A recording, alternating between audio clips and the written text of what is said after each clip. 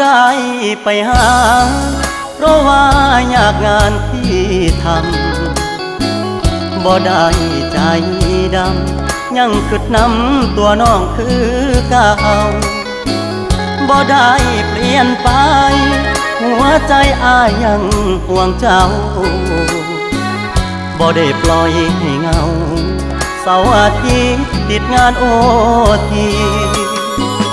ได้แต่โทรหาน้องคงจะไม่ว่ากันบ่เคยเปลี่ยนพันสัญญาหากมันคนดีบ่ได้กักมีกิ๊กบ่ได้หลีกสัญญาที่มีย้อนงานยุ่งอีหลี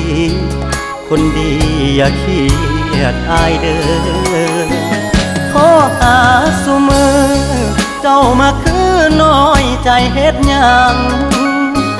หยุดงานวันวางจะเดินทางเพื่อไปพบเจออย่ามา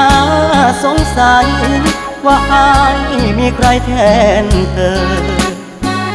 หักมันเสมอบอกเคยเพลอสิคิดนอกใจงานยากอีหลี